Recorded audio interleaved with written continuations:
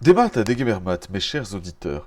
Je suis le Marveiler et aujourd'hui nous nous retrouvons pour un nouveau commentaire de texte, puisque cette fois je vais traiter le 7e fascicule de l'ESB, donc ESB MSAO Stadelbreise, qui traite de la langue bretonne et la Révolution. Le texte du fascicule est disponible en sous-titres, n'hésitez pas à aller le consulter, il y a dedans encore une fois beaucoup de choses intéressantes, même si je ne suis pas forcément d'accord avec tout, je pense qu'il y a encore une fois beaucoup de choses à retenir. Donc alors ce texte est divisé en 7 parties, 5 qui traitent de ce qu'on appelle le mouvement bretonnantiste, c'est-à-dire le mouvement de la langue bretonne, donc ce qu'on pourrait appeler aussi le mouvement britophone, ou le mouvement bretonnant, ou le mouvement breton, purement et simplement. Donc, d'un point de vue, dans une dialectique, donc à la fois de production, mais aussi dans une dialectique révolutionnaire. Et les deux derniers points sont l'organisation révolutionnaire et la politique linguistique. Donc ce texte, quand je l'ai lu, faisait écho à beaucoup de réflexions que je me faisais déjà par rapport à la langue bretonne, par rapport à son extinction programmée, pourrait-on dire, et aussi sur l'intérêt de pourquoi combattre pour la langue. Donc, dans un premier temps, en introduction, on pourrait dire le texte souligne l'existence de ce qu'on appelle un mouvement breton qui est atemporel, mais aussi et surtout transpartisan, puisqu'il mentionne à la fois donc, les exemples de personnages issus des mouvances Breizatao de l'MSAO, mais aussi des mouvements marxistes-léninistes, etc., des curés traditionalistes, etc., en fait, qui ont tous en commun de parler breton, de parler la langue bretonne et de vouloir parler la langue bretonne. Et donc, l'ESB commence en admettant ce qu'on pourrait appeler l'existence d'un fait breton. Donc le fait breton, c'est une réalité, hein, c'est celui qui fait que, eh bien, il y a des guenadus qui poussent partout, qui fait que beaucoup de gens en Bretagne sont extrêmement jaloux de ce qu'on pourrait appeler la culture bretonne, quand bien même beaucoup d'entre eux ne la pratiquent pas dans aucun de ces éléments culturels. Cette poussée bretonne, ce fait breton, qui est en fait une permanence de l'histoire de la Bretagne et de l'histoire de l'MSAO depuis au moins le 19e siècle.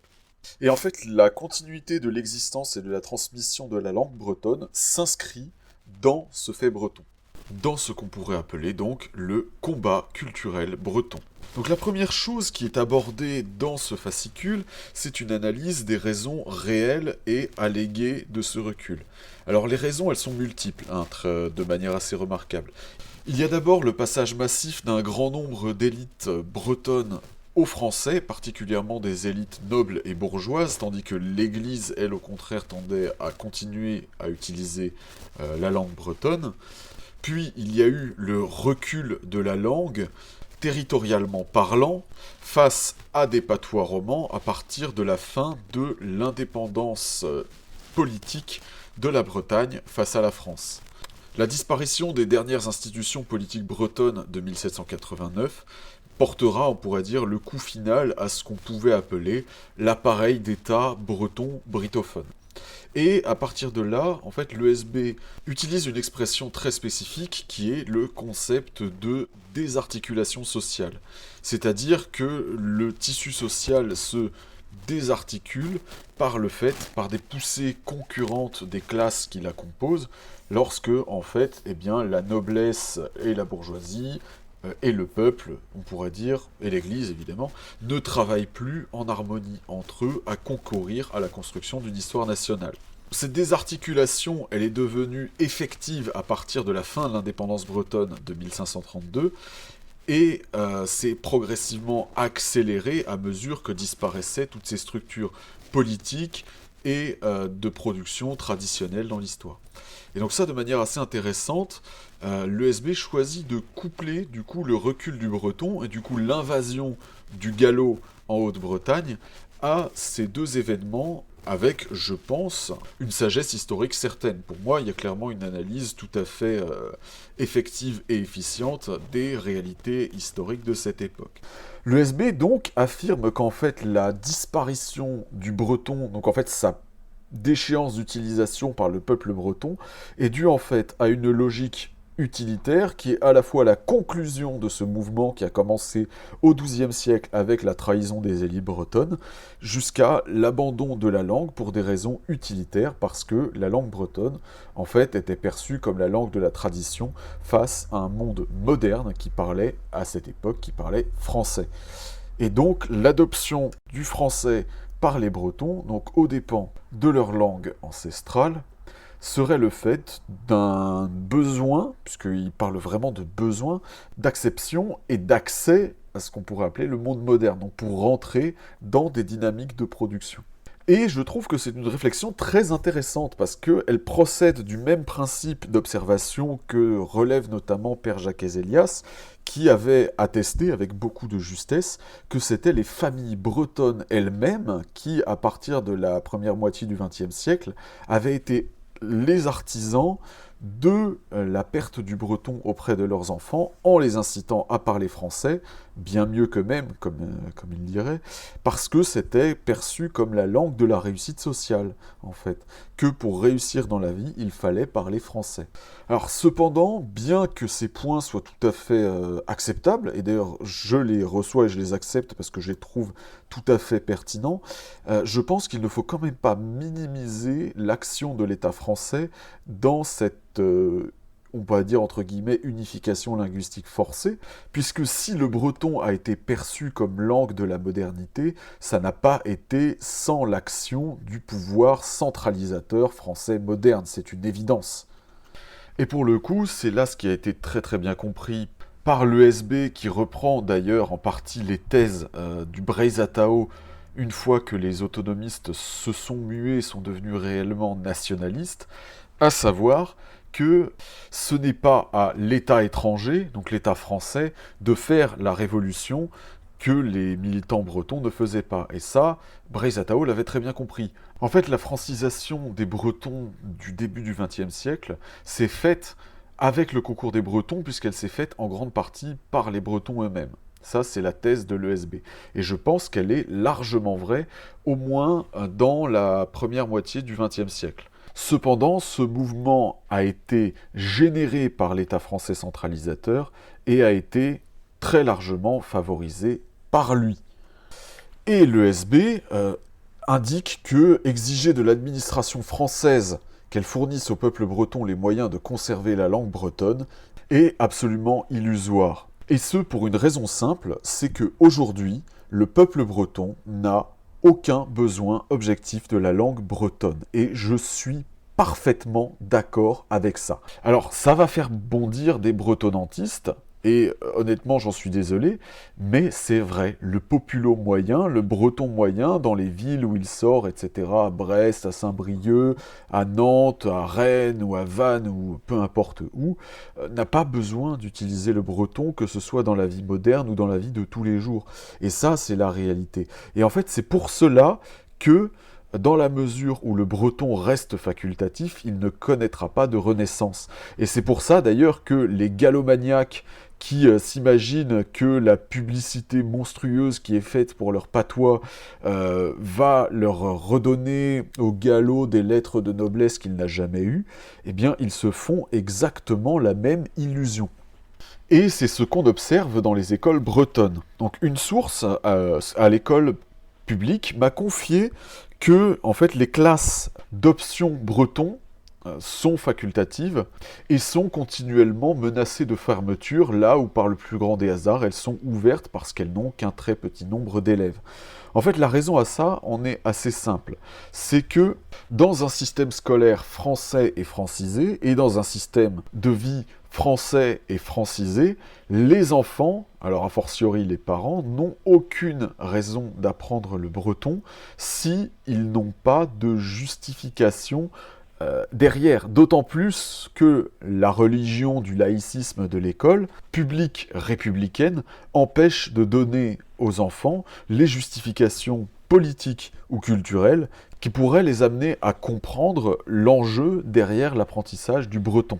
Et donc, faute de capacité de propagande, dans le sens étymologique du terme, faute de capacité en fait à pouvoir exprimer les réels motifs politiques ou culturels qu'on pourrait avoir à transmettre le breton, les enfants ne se sentent absolument pas la nécessité d'adhérer par eux-mêmes à un fait breton. En général, ils ne le font que lorsqu'ils sont jeunes adultes ou adultes et qui commencent à acquérir un sens politique. Et ça, c'est à l'image de la plus grande partie de la population. La plus grande partie de la population ne parle pas breton et ne s'y intéresse pas en dehors du fait culturel. C'est-à-dire qu'ils considèrent le breton comme un musée, en quelque sorte, qu'ils sont prêts à défendre eux-mêmes, parce que c'est notre identité, c'est notre culture, bon, disent-ils un peu vaguement, mais qu'ils ne pratiqueront pas parce qu'ils n'en voient pas l'intérêt pour eux-mêmes ou pour leur descendance. Et donc, par la force des choses, la langue bretonne s'est élitisée, tout simplement parce que les seuls qui voient un intérêt à apprendre et parler le breton, ce sont des élites bourgeoises, en général, mais pas que, partiellement ou totalement politisés, qui du coup apprennent et enseignent la langue bretonne. Et donc, pour que la population bretonne reparle un jour le breton, cela se fera par la nature même de la manière dont le peuple fonctionne, sous le coup, d'une manière ou d'une autre, du besoin, sur le rapport du besoin. Et pour cela, en fait, quand on y pense, le meilleur moyen de pouvoir produire une incitation pour la population à apprendre le breton, c'est d'en faire la langue de la réussite sociale au sein d'un État breton. Par exemple, établir comme critère que tout fonctionnaire de l'État breton ne pourra être recruté que s'il peut justifier d'un niveau suffisant de la langue bretonne et d'une pratique courante de la langue bretonne, et utiliser le breton dans le fonctionnariat de l'État breton.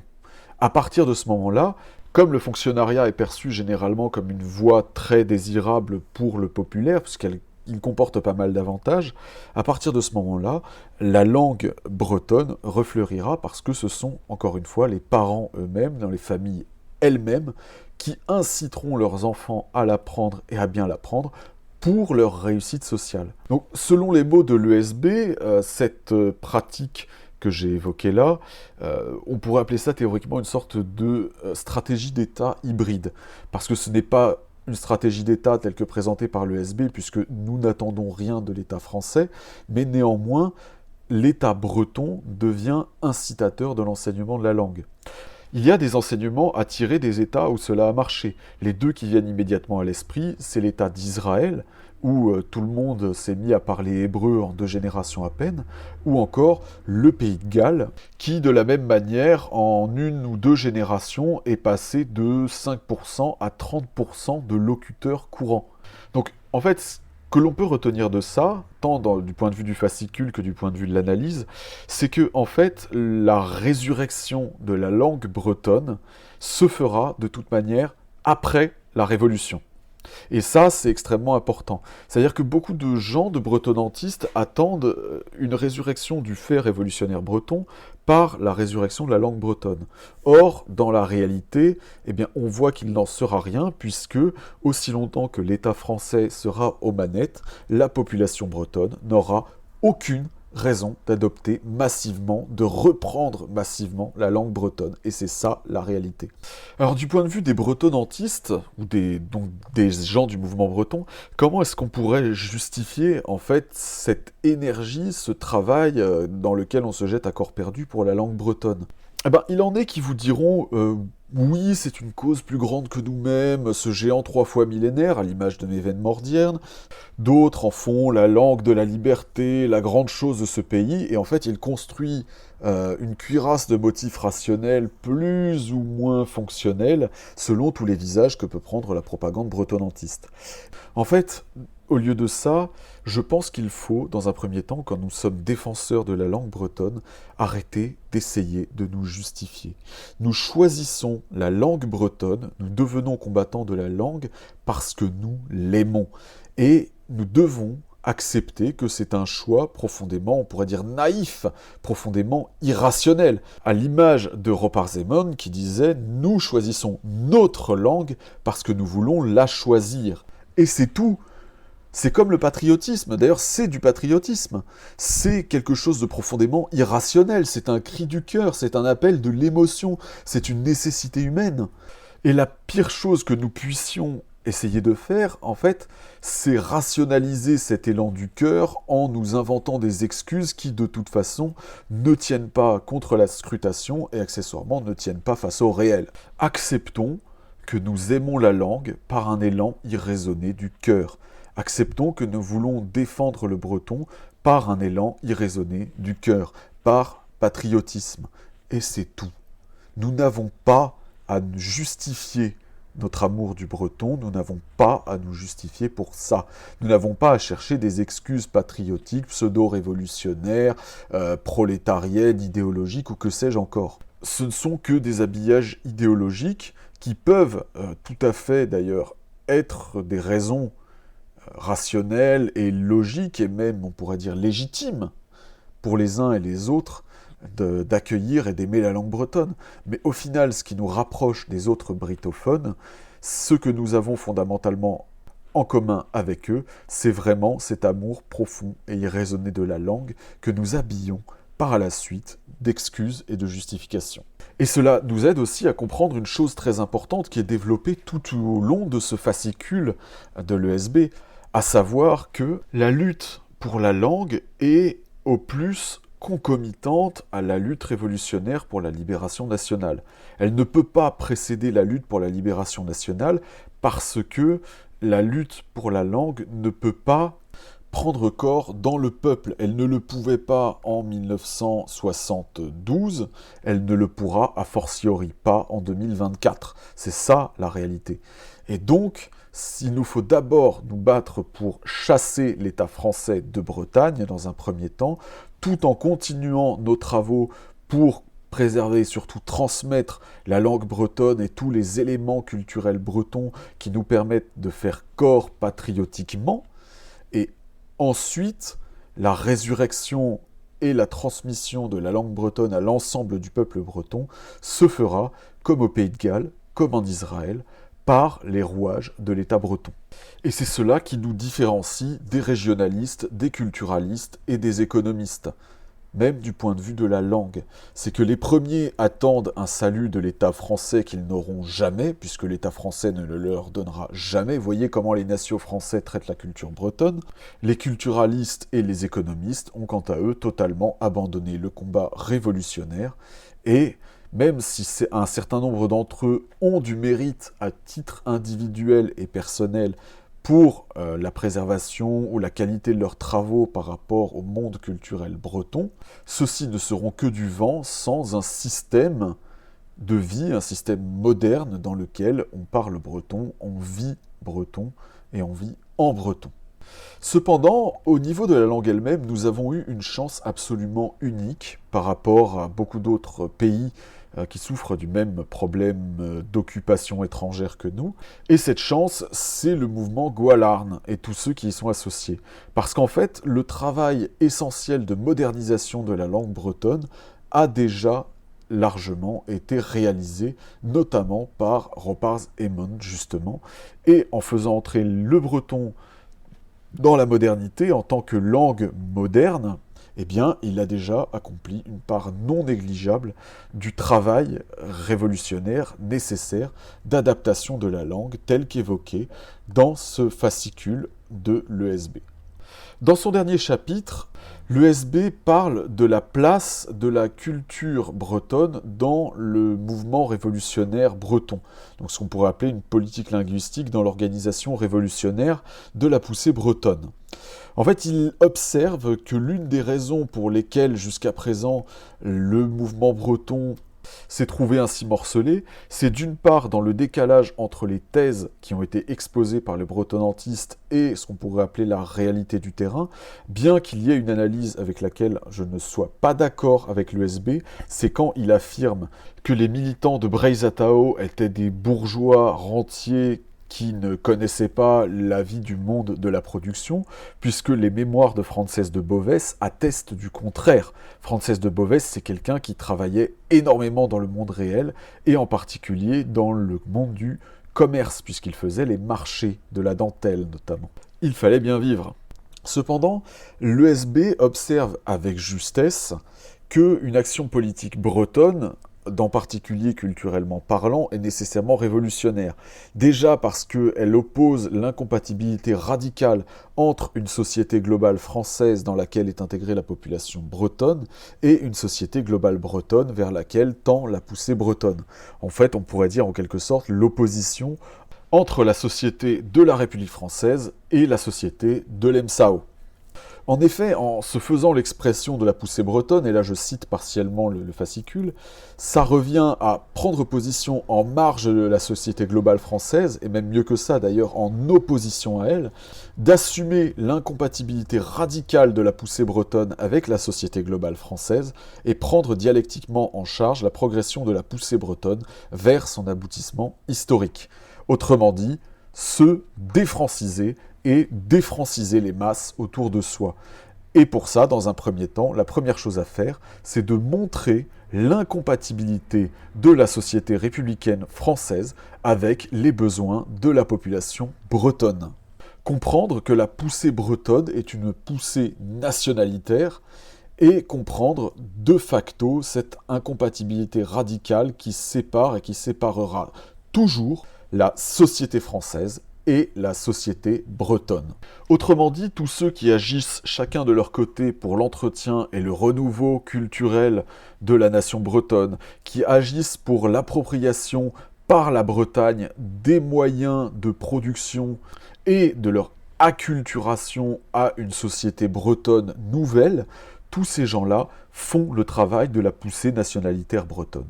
Et le but, à présent, est désormais de les unifier, de les mener à la marge du système global français et en fait de faire peuple à part de la société française et ultimement de devenir dans un premier temps un État dans l'État comme en Irlande avant 1916 jusqu'à la Révolution et l'indépendance, quelle que soit la manière dont cette révolution et cette indépendance se produisent.